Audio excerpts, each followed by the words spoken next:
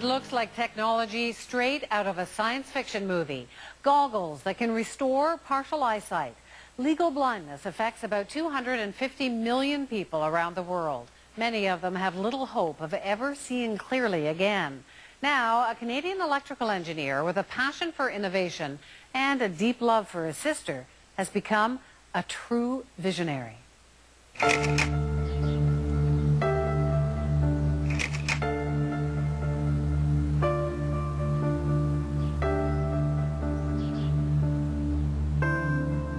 My sister was first diagnosed with Stargardt's over 20 years ago. So I set out then to find a way to fix the problem. And I want to thank all of you for coming to join us for the official launch of eSight eyewear.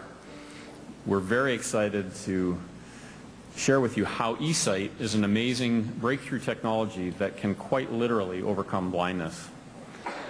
Well, eSight captures what the viewer is looking at through this high-definition camera, and it looks wherever that user looks. That image is then reprocessed through this specialized computer, and then the image is then presented on these miniature TV screens, providing an image that allows the user to see better because it gives a better signal for the brain.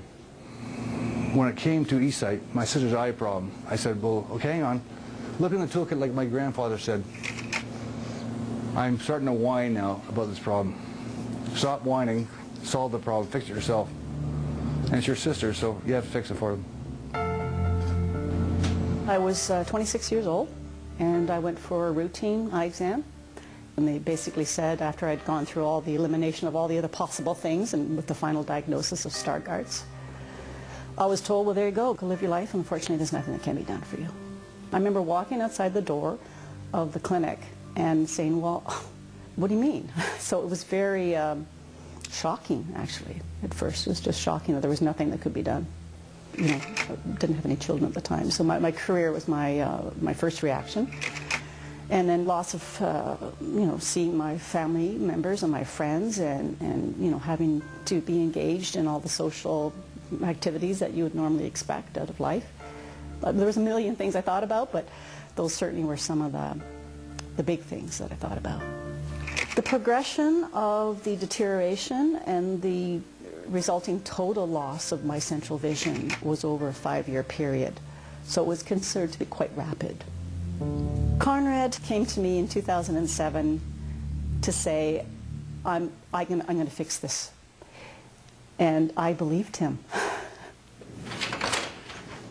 How are we doing today? Good. I was always the top of my class. I skipped through school 1, 3, 5, 7, 9. I always wanted to figure out how things work. I've always been that way. Hi, guys. Hi. Hi. Everything under control? Everything's under control. He's a driver, just an absolute, always thinking. Growing up with Conrad, there would be experiments down the hallways, and he would be questioning us, and the whole sense of Conrad was one, just exploration, discovery, very creative, and just absolutely driven.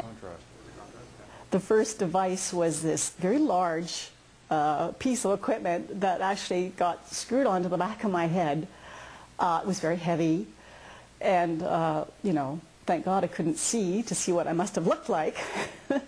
But you know, it was large and bulky, and but for me, those are relevant because what it did, I had a glimmer of some sight. Very rapidly, it started to become smaller. It started to become lighter as well. I went from no central vision to being able to do anything a normally sighted person would do.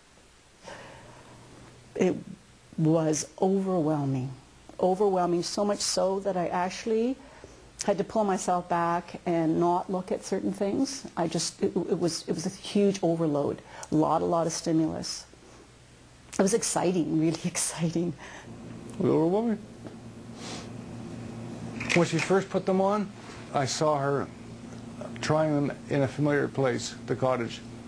As we watched a movie, her daughter Alex kept reading the words, and her mom said, "You don't need to say that anymore, Alex. I can see them. Maybe even better than you." Well, I couldn't look at my daughter. It was way too emotional for me.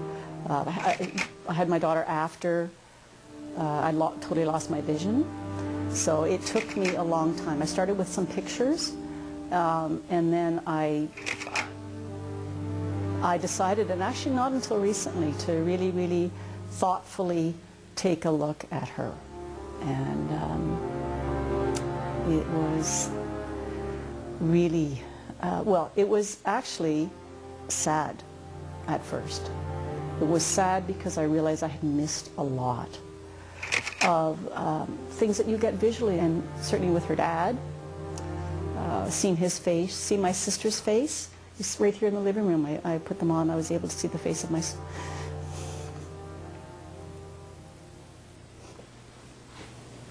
yeah. Seeing the faces of people is very significant. So.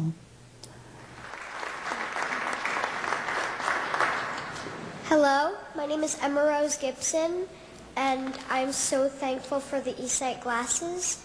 They help me see my friends, my family, my classroom. I got some pretty nice emails from people.